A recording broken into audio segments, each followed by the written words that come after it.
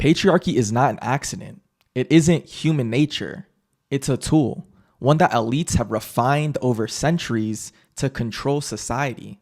Just like class systems, just like white supremacy, patriarchy functions by granting one group privileges so they will police and maintain the system while keeping everyone trapped in cycles of division. For men, those privileges look like authority in the household, social dominance, and the illusion of superiority. Men are told, if you don't dominate, you're weak.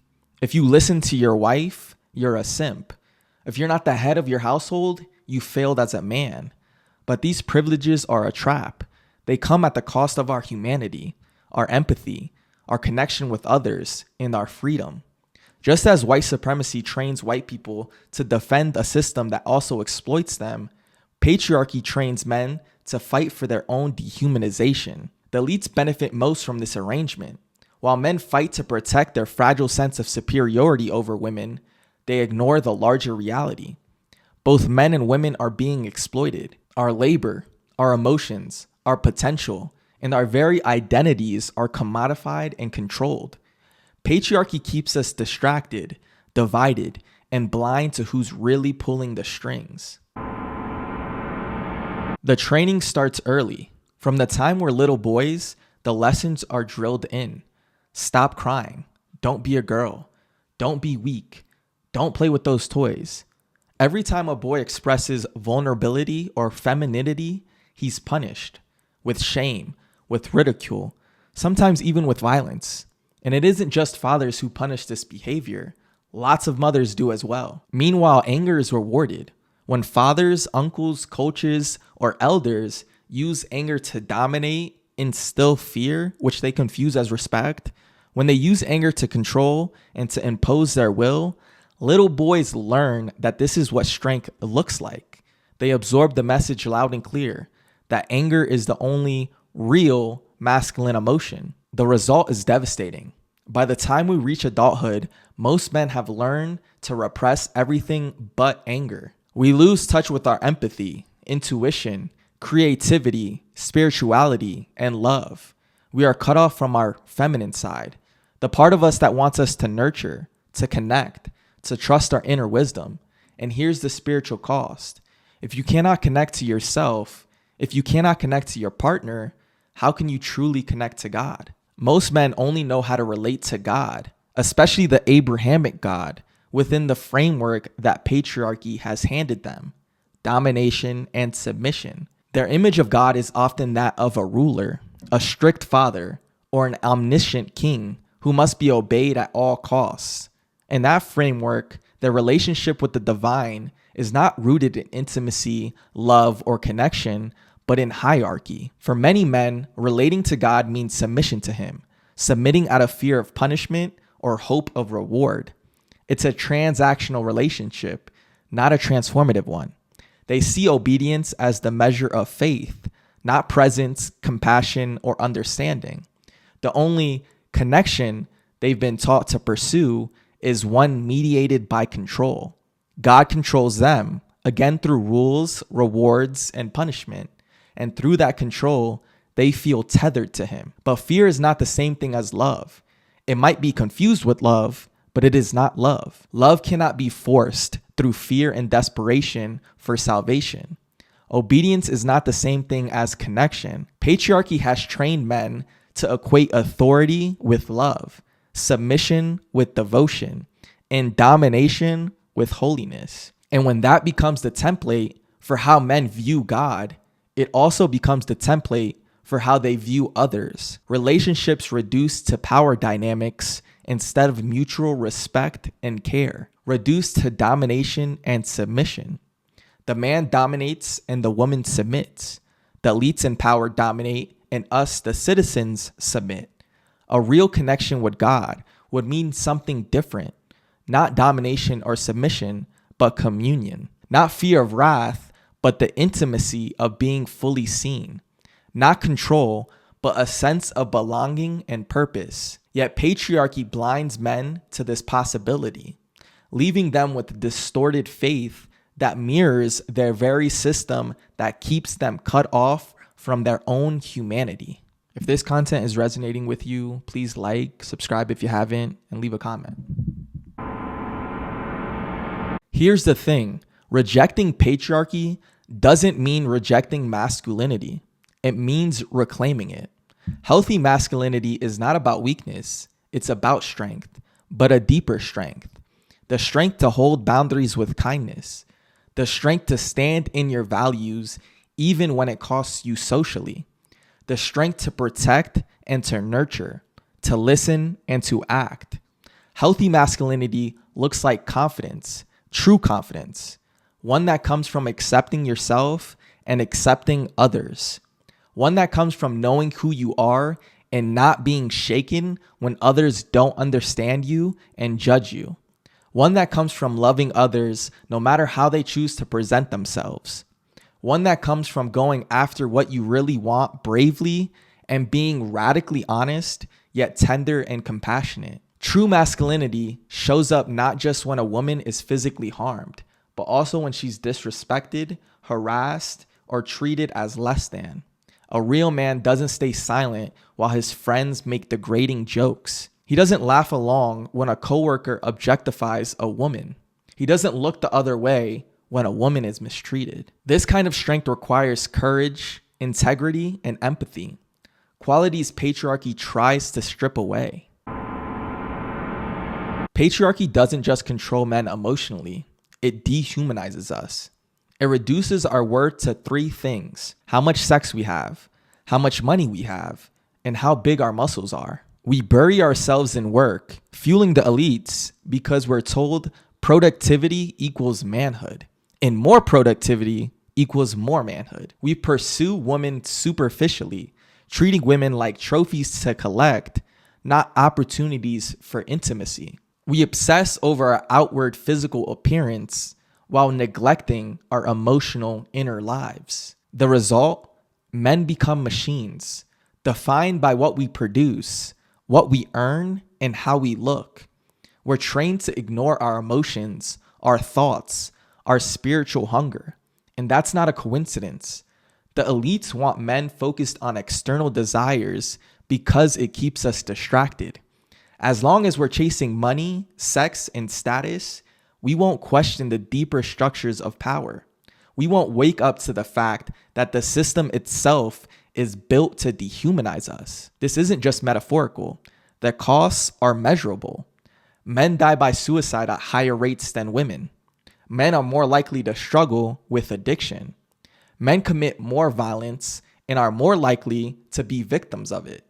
Men die younger. The very system that promises to make us strong is killing us. One of the clearest examples of patriarchy's double standards is how men are taught to approach relationships. Loads of men are narcissistic in their pursuit of women. They lie and become everything a woman wants to get them. This is normalized and celebrated between men. Meanwhile, when women use men for money or status, they're seen as gold diggers or tramps. The man is looked at with reverence and admiration, while the woman is looked at with disgust and disrespect. Men are also told that cheating is natural, even inevitable. Men have insatiable urges that no partner can ever fulfill. So what do we learn? To lie, to betray, to keep secrets. Meanwhile, if a woman cheats, it's considered unforgivable. It's treated as proof that her man is weak, that he doesn't have her under his control. Don't get me wrong, I'm not excusing cheating or manipulation by anyone, but the hypocrisy here is obvious. Patriarchy doesn't care about morality, honesty, or fairness. It cares about control. The household is where patriarchy plays out most clearly. Men are told they are the head of the family, the authority, the disciplinarian. Women are expected to serve, to submit, and to carry the invisible labor that keeps everything running. And when women demand equality, whether in the workplace, in politics, or inside the household, it's often framed by men as a direct attack. To many men, it feels like a loss of rights. But what's actually happening is the dismantling of unearned privileges. The problem is that these privileges have been so normalized, so baked into what we're told is the natural order of things, that equality feels like oppression. The childcare, the cooking, the scheduling of doctor visits, the emotional labor of keeping the relationship alive. Many men don't hear that as a call for fairness. They hear it as an attack. They get defensive. They accuse women of expecting too much, of wanting control, of trying to dominate men. But that reaction says more about men's entitlement than about women's expectations. What's actually being asked is for balance, partnership, respect, a relationship that isn't propped up by one person's unpaid, invisible labor while the other clings to the comforts of a broken system. Patriarchy has trained us to see equality as loss, when in reality, it's the only way to build relationships that are just, sustainable, and human. This resistance from men isn't an accident. It's part of the design. It mirrors larger systems of oppression. Patriarchy functions the same way other elite-controlled systems of domination function. Take white supremacy, for example. Elites granted white people privileges that black people and other minorities didn't have. Access to better jobs, safer neighborhoods, more political power. Globally, this has played out through colonization and neo-colonialism. Western powers use their wealth and superior militaries to conquer nations, extract resources, and suppress grassroots movements for equality and autonomy. The resources they stole were funneled back to Europe and North America, where they were turned into better lives for their citizens, nicer homes, consumer goods, social welfare programs. This created a powerful illusion. Ordinary white people were given just enough comfort to believe they were superior, to believe their system was worth defending. They were told that the lesser nations of the world were jealous, dangerous, or out to destroy them. And so they fought, not realizing they were fighting on behalf of elites who were the only ones truly benefiting. Patriarchy works the same way. Men are given privileges, authority in the household, sexual double standards, dominance in workplaces, and told this is simply their role, their right, their natural position. When women question or push back, men feel personally attacked because they've been trained to confuse privilege with freedom. And just like with colonialism, men become the foot soldiers of the elites. We uphold a system that dehumanizes women, but also dehumanizes us. Because to defend patriarchy is to defend the very system that cuts men off from their emotions, their empathy, their humanity. That's why movements like the Red Pill aren't actually revolutionary, no matter how much they claim to be. They are simply men doing the work of elites, defending the status quo, keeping the cycles of domination alive. What they don't realize is that this fight for dominance is really a fight for their own chains. They are demanding to stay enslaved to a system that denies them love, connection, and peace. Some men argue that talking about patriarchy is just another trick by the elites, a way to pit men and women against each other while the real powers stay hidden. They see it as a distraction from class struggle, from capitalism, from imperialism. But I couldn't disagree more. Tearing down patriarchy isn't a distraction from dismantling the system. It is dismantling the system. Patriarchy is not some side issue. It is one of the main pillars of elite control. It is woven so deeply into politics, economics, religion, and culture that without it, the system itself begins to crack. Why? Because patriarchy provides the foot soldiers. It creates generations of men who will fight tooth and nail against equality, convinced that defending their dominance over women is the same thing as defending their manhood. And so the elites don't have to police every home, every workplace, every relationship. Patriarchy trains men to police it for them. By defending traditional values or man's natural role, men end up defending the very elites who exploit and dehumanize them too.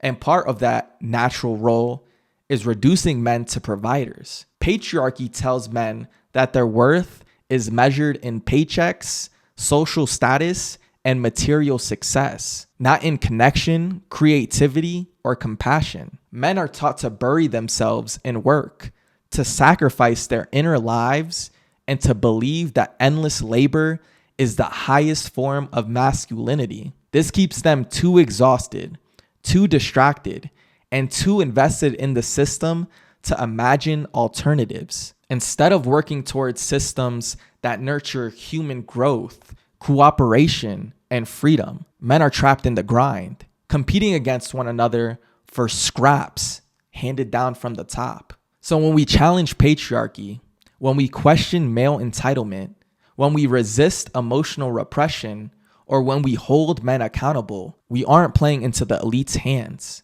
We are pulling the rug out from underneath them. Because a world without patriarchy is a world where men and women are no longer divided into rulers and ruled, dominators and dominated, providers and dependents. And that kind of solidarity, real equality, real humanity, is the elite's greatest threat. Systems could be fair for men, for women, for everyone. They could be built on human connection, emotional growth, and mutual respect, rather than material gain, hierarchy, and survival of the fittest. But that requires men to stop defending their privileges as though they were rights and start seeing equality not as a loss, but as the beginning of true freedom. Even today, the expectations remain. Men are still expected to be the emotionally distant leaders, ruling with fear, anger, or cold discipline. Women are still expected to carry the bulk of the labor, childcare, chores, scheduling and logistics, emotional growth for herself, the children, and her partner. This division exhausts women and stunts men. It creates families where connection is shallow and resentment runs deep.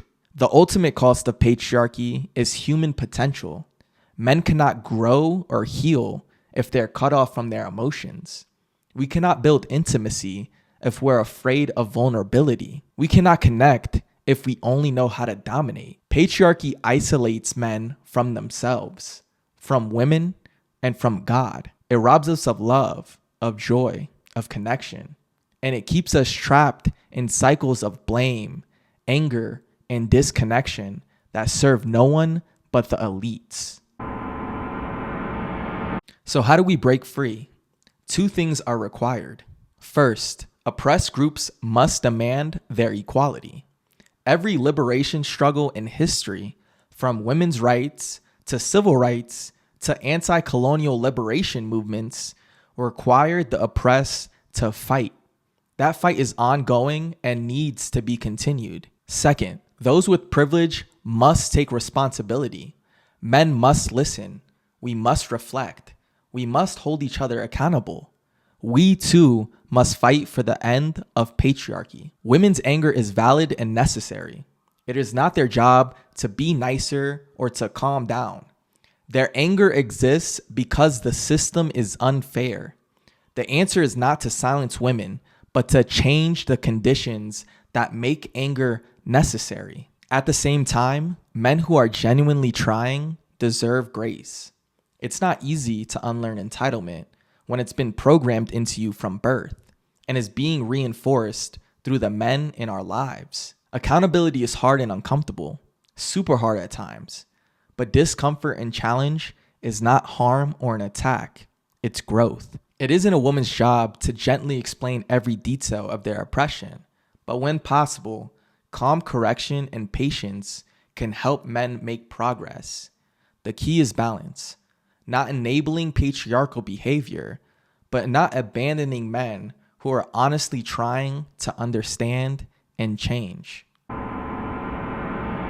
Imagine a world where masculinity isn't defined by domination, where men don't have to perform toughness or suppress vulnerability. A world where strength is measured not in control, but in care. One of the clearest examples of this, for me, comes from my favorite childhood character, Uncle Iroh from Avatar: The Last Airbender. He was strong, but also incredibly tender. He led not through force, not by barking orders, but through gentle wisdom and patient guidance. He wanted the best for Zuko, but he never tried to control his path. He simply walked beside him, offering counsel when it was needed most.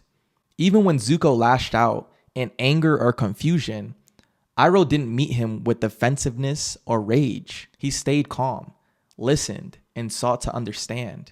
And when the time came to stand up for the world, he stood and fought with honor and courage. This is exactly how men need to approach women's anger at patriarchy. Too often, men hear women's frustration and take it as a personal attack. But like Zuko, that anger comes from pain and from living under systems that suffocate, exploit, and come with unfair expectations placed on them. Instead of defensiveness or dismissal, we should respond the way Iroh would, with understanding, with accountability, and with the courage to stand for what is right, despite judgment, fear, or social pressure. And it doesn't stop there. We should also strive to act like Uncle Iroh, not only with women's anger, but in how we support women's lives, goals, and dreams. Not controlling, not telling them what they should want, like the red pill world that exclaims women should strive to be a mother and to stay in the home, but walking alongside them as equals. That means being partners who encourage their ambitions, nurture their growth, and stand by them without judgment. It means showing up with compassion and patience in all our relationships, with our partners, our children, our friends, and our families. That's the masculinity we desperately need. Men who can nurture as well as protect. Fathers who can guide with love and compassion instead of anger and fear. Partners who share labor equally, physical, financial, and emotional. Men who know that true strength isn't about how much they control, but how much they love, support, and connect. Men who are brave enough to resist the pressure to conform and who choose instead to act with compassion, accountability, and justice. This is not about weakening men. It's about making men whole again. Because patriarchy has never truly made us strong. It has only made us disconnected from ourselves and from others. The only way to stop serving a system that was never built for us in the first place is to tear down patriarchy and reclaim our humanity, our emotions, our spirituality, our love. That is the path to healing families, communities, and societies. Thank you all for watching. Please like, subscribe, and comment if this kind of content speaks to you and resonates with you. Thank you again for watching.